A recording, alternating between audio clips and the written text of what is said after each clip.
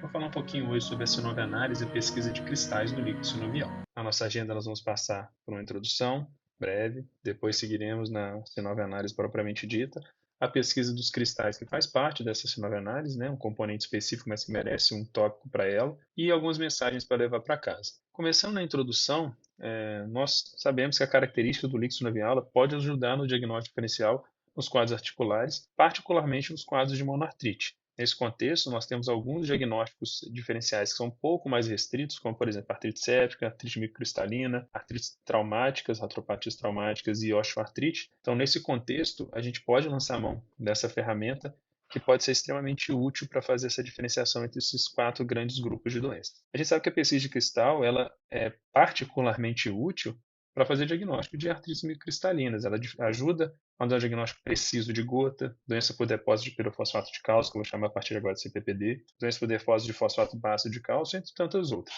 E as características desses cristais, quando a gente faz a análise do líquido sinovial, o tamanho, o formato, o comportamento frente à luz polarizada, permite a gente ter uma ideia muito precisa de que tipo de depósito, que tipo de cristal é esse, e a partir disso dar diagnósticos mais precisos, principalmente porque essas características específicas de determinados cristais, elas trazem especificidade muito grande para o diagnóstico, como por exemplo na gota. Então, a gente, diante de um quadro de monoartrite, a gente identifica a presença de cristais de monourato de sódio, esse paciente está com um diagnóstico definido de gota, mesmo que ele tenha ainda alguma outra coisa na articulação que está cometida.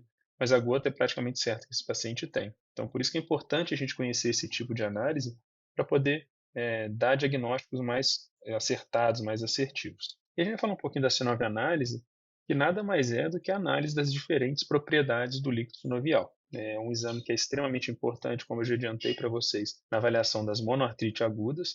Ela permite um diagnóstico diferencial mais claro nos casos nebulosos. Então, dessa maneira, sempre que você estiver diante de um quadro de monoartrite, sempre que possível, é desejável que se realize a artrocentese. Então, essa foto aí, mostrando, né, na primeira foto dessa composição, nós temos um paciente com uma monoartrite de joelho. A gente percebe que o joelho esquerdo desse paciente está muito edemaciado, muito eritematoso. A presença de eritema significativo chama muita atenção para diagnósticos de artrite microcristalinas e artrite séptica. Então, são diagnósticos diferenciais que a gente quer excluir nesse contexto. E para isso foi feita a sinovianálise, nesse caso a artrocentese, do joelho, da articulação cometida, lhe mostrando uma técnica, existem várias diferentes, você pode adotar a que for mais conveniente, que você tiver mais prática, mas é importante obter esse líquido sinovial para análise. E depois mostrando na figura de baixo o líquido sinovial com a turbidez, ele tem um aspecto um pouco mais celular, um pouco mais leitoso, que sugere uma causa inflamatória. E por último, esse daí é um aspecto que a gente pode encontrar eventualmente nos pacientes com gota, que é esse aspecto de giz molhado. É como se o paciente tivesse misturado giz ou cal numa quantidade pequena de água. Ele assume esse aspecto que pode ser facilmente confundido com um líquido sinovial purulento. E como é que a gente faz essa C9 análise? A partir do momento que você retira esse líquido, se você puder fazer a drenagem completa da articulação, é confortável para o paciente, já que isso diminui a dor, diminui a tensão dentro da cápsula, e isso diminui o sintoma do paciente. Então, após você realizar esse procedimento, você pode fazer algumas análises dessas propriedades que vão te ajudar a entender melhor o que está acontecendo. Essa primeira figura, por exemplo, a gente consegue ver que de A até D, a gente vai ter uma progressiva redução da lucência, né? A gente tem um aumento da turbidez desse líquido de A até D. Como é que a gente pode fazer a análise de maneira prática? O líquido sinovial, ele parece mais, o líquido normal, né? Ele parece mais com essa figura A, no máximo a figura B. Você consegue ver que ele é translúcido, a gente consegue ler por detrás desse líquido, mostrando que ele consegue ter uma passagem de luz adequada. A partir do momento que a gente vai ter infiltrado inflamatório, aumento de celularidade, a turbidez desse líquido vai aumentando e a gente perde essa capacidade. Então, quando a gente vê um líquido sinovial, a gente coloca ele contra uma superfície que tem alguma coisa que a gente possa ler, que a gente possa analisar. Ou então, quando a gente vira a agulha, a seringa ao contrário, a gente para de perceber as marcações através desse líquido sinovial, isso mostra para a gente que tem a turbidez aumentada. Isso tem a ver com o processo inflamatório, com alta celularidade. Um outro ponto que é interessante é que essa figura A e B é a análise da viscosidade do líquido sinovial, desse teste de filância, e que são duas situações diferentes. O líquido sinovial normal, ele tem esse aspecto igual da figura A, justamente por conta do ácido hialurônico. Ele tem esse aspecto mais viscoso, mais pegajoso, que parece uma clara de ovo. Então, quando você pinga, ele não goteja direto, ele faz um fio longo e se rompe, normalmente até uns 10 centímetros. Tem algumas situações que ele fica muito longo, tipo ictioridismo descompensado, um cómic edematoso, mas que nesse contexto pode ter uma filância muito maior do que 20. Mas em torno de 10 centímetros é o que a gente espera, 8, 10 centímetros é o normal. Diferente dessa figura B, que quando você tem um processo inflamatório com infiltrado de células, você libera uma série de enzimas que degradam o ácido hialurônico, várias hialuronidases neutrofílicas, que faz com que esse ácido hialurônico seja quebrado e aí você perca essa capacidade viscosa do líquido sinovial. E ele começa a gotejar. Então você gira o êmbolo da seringa, em vez dele fazer esse fio longo, ele só pinga, como se fosse água. Então isso é um indício também de processo inflamatório. E além disso, a gente pode fazer uma análise de uma série de características, principalmente celularidade, contagem de células, então a gente vai ter uma citometria total e diferencial, que permite para a gente saber qual que é a quantidade de células de leucócitos por ml e qual que é o percentual desses leucócitos que são polimorfonucleares. Isso vai ajudar a gente a diferenciar algumas situações. Então, por exemplo, um líquido normal ele tem menos de 200 células por milímetro cúbico, com muito pouco polimorfo nuclear.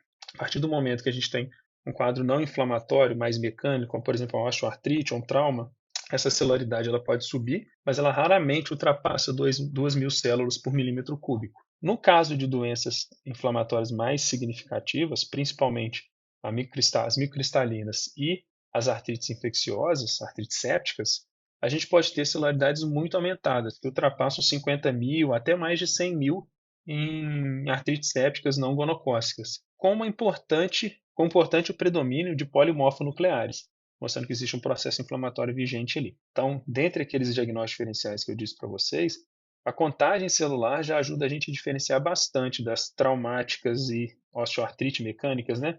Das causas inflamatórias. E se você tem microcristalina e artrite séptica, a gente pode fazer uso do GRAM e da cultura, né, que vão ser exames que vão ajudar no diagnóstico da artrite séptica, e fazer a análise do líquido sinovial para pesquisa de cristais, no caso das microcristalinas. Falando um pouquinho dessa pesquisa de cristais, então. Então, como que isso funciona? A ideia principal desse tipo de pesquisa é que a gente vai usar dois polarizadores. Eles não têm o mesmo nome, mas eles polarizam a luz da mesma maneira. O primeiro é o polarizador e o segundo é o analisador. Então você tem um filtro que vai filtrar a luz de passar apenas em um plano. Você pega outro e coloca ortogonal a esse plano. Então, se você filtrou e passaria apenas a luz nesse plano, quando ele chega no analisador, a luz a gente só tem aqui. E o analisador ele só deixa passar no sentido ortogonal. Então, quando você coloca dois polarizadores em sentido ortogonal, a ideia é que desapareça completamente a luz e a gente não consiga enxergar nada. Então, fica um campo escuro que a gente não consegue perceber nada de luz, porque essa luz está sendo filtrada em dois polarizadores perpendiculares entre si. Só que a questão dos cristais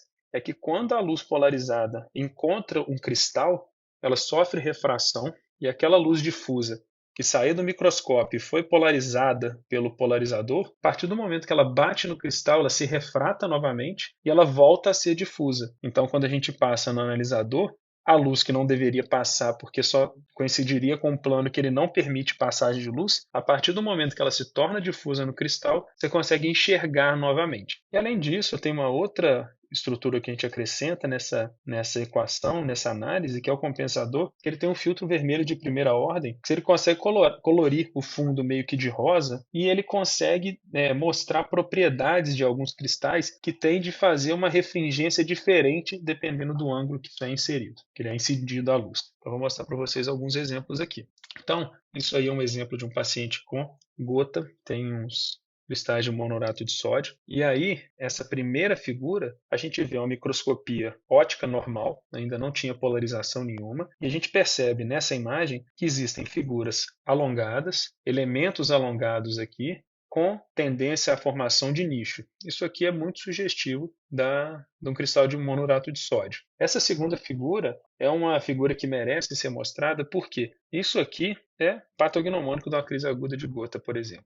Nesse contexto, você tem um cristal em formato de agulha, fino, alongado, fagocitado por um leucócito polimorfo nuclear. Isso aqui acontece só num paciente que tem crise aguda de gota. Pode ser que ele tenha uma artrite séptica sobreposta? Pode ser que ele tenha uma osteoartrite sobreposta? Claro que pode. A única coisa que a gente consegue falar a respeito disso é que esse paciente definitivamente está experimentando uma crise aguda de gota, independente de outros diagnósticos diferenciais que possam estar presentes. E aí, para a gente confirmar que isso daqui é de fato um cristal de monourato de sódio, aqui a gente colocou ele num microscópio com luz polarizada. Então a gente colocou o polarizador e o analisador justamente para fazer aquela eliminação dos raios que vêm difusos. E aí, quando ele bate no cristal, ó, esse cristal que estava dentro do leucócito, aqui ele ficou brilhando novamente. Então, toda a estrutura vizinha está preta, está escura, e só o cristal vai ser capaz de ser observado pela refração que ele promove. E aqui, quando a gente coloca o vermelho de primeira ordem, lá, aquele filtro, o que era preto fica meio que rosa, não sei, a cor disso aqui é parecido com rosa, e você consegue demonstrar que esse cristal, quando ele está paralelo ao eixo de polarização, nesse microscópio, o eixo da polarização está seguindo aqui a minha seta, vocês percebem que o cristal,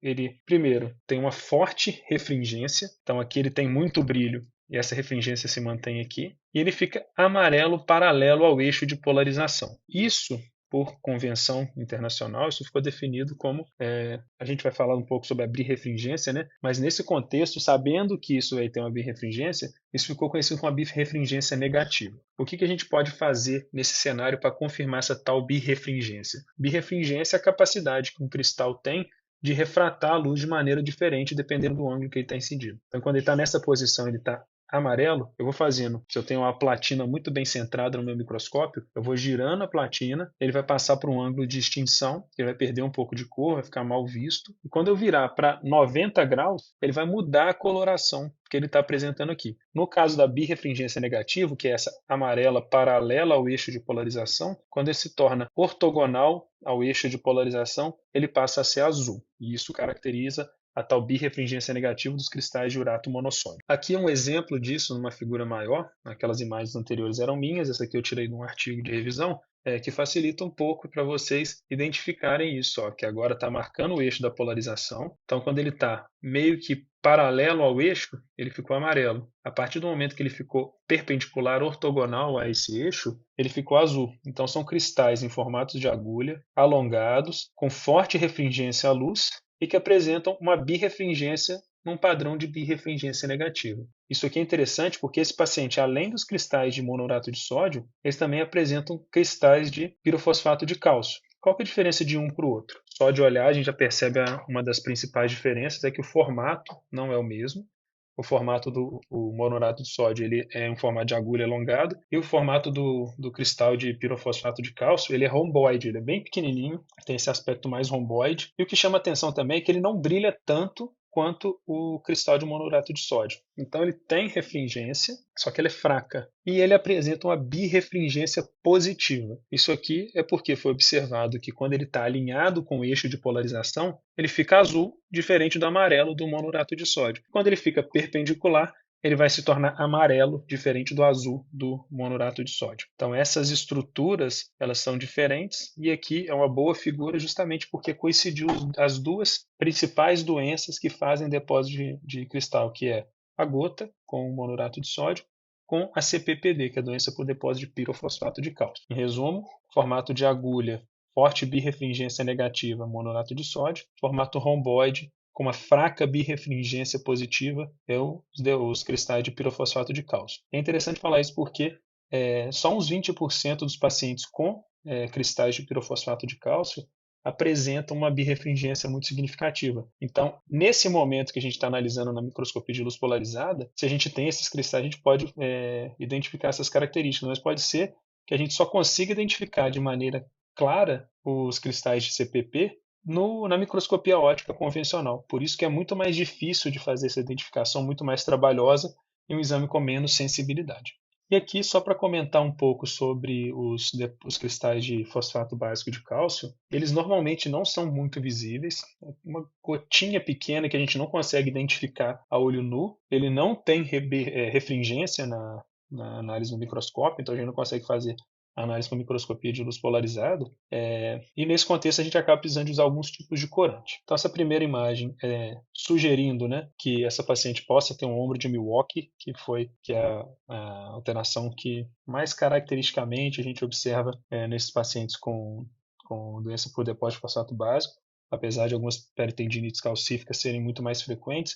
O que é mais classicamente relacionado, e que as pessoas têm maior conhecimento, é justamente esse ombro de Milwaukee. Então, sugerindo que foi aspirado, e aqui foi necessário usar um corante alizarina vermelho. A gente consegue fazer essa mistura, isso é disponível para ser o líquido sinovial ser corado com isso, e esse corante alizarina vermelha se liga bem a cristais de cálcio. Então, eu posso usar para avaliar CPP, mas eu também posso usar para avaliar hidroxapatita e os fosfatos básicos de cálcio. Então, mostrando que aí a gente consegue, de fato, identificar e sensibilizar essa análise nesse contexto, por exemplo, de um ombro de Milwaukee. Então, quais são as mensagens importantes que vocês precisam levar para casa? Sempre que for possível, a gente deve fazer artrocentese, ensinando a análise dos pacientes nossos se apresentam com monoartrite. A pesquisa de cristais do líquido sinovial, ela tem sido cada vez menos realizada justamente por falta de disponibilidade de microscópio com luz polarizada. Não é toda instituição que tem isso disponível para uso fácil do reumatologista. E os profissionais estão sendo cada vez menos treinados, seja o pessoal de laboratório, seja o próprio reumatologista. Então, é uma habilidade que vale a pena a gente conhecer, vale a pena a gente se dedicar para poder, pelo menos, ter um conhecimento básico para, diante de dúvidas diagnósticas, a gente conseguir fazer essa análise e chegar num diagnóstico mais correto, para a gente instituir tratamentos mais personalizados e direcionados para o problema do seu paciente. E os cristais, eles podem estar presentes mesmo em pacientes fora de crise. Por exemplo, paciente com gota, você pode achar o cristal de monorádio de sódio até 70% dos pacientes fora de crise. Só que a artrocentese é mais difícil, mais dolorosa, então a gente acaba evitando um pouco fora da crise, justamente para não ter uma sobrecarga emocional e de dor do paciente sem uma necessidade maior. Então a gente acaba fazendo esse exame justamente nos períodos de crise. Tem a importância da presença de elementos de fagocitose. Se existe fagocitose, muito provavelmente aquele paciente está experimentando uma crise aguda, normalmente de gota, mas pode ser de CPP, de qualquer outra situação. Então, se você estiver analisando, tente buscar esses polimorfonucleares ou leucócitos que tenham fagocitose de cristais, porque isso sim é a maior garantia que a gente tem da crise aguda. E lembrando, amarelo paralelo é o cristal de mononato de sódio. Azul paralelo, CPP, pirofosfato de cálcio. Com relação à birrefringência, o monorádio de sódio tem uma forte birrefringência, aí é negativa pelo ponto anterior que a gente acabou de falar, e a CPP tem uma fraca birrefringência, menos de 20% dos pacientes dos casos apresentam essa refringência significativa e é uma fraca birrefringência positiva. E caso seja necessário, a gente pode usar os corantes de alizarina vermelha para cristais de cálcio, para que a gente consiga identificar essas situações com mais facilidade. Então era isso que eu separei para vocês, uma aula mais curtinha hoje, mas focando em grandes habilidades que o reumatologista precisa desenvolver para poder melhorar a sua confiabilidade no diagnóstico, e junto disso a gente traz sempre informações de qualidade na reumatologia. Então eu convido vocês todos a seguirem a gente nas redes sociais, a gente está presente em todas elas, sempre liberando conteúdo de qualidade para você, para melhorar as suas decisões e a sua prática diária. Então acompanhe a gente, o Reumatoscience é ciência com confiança.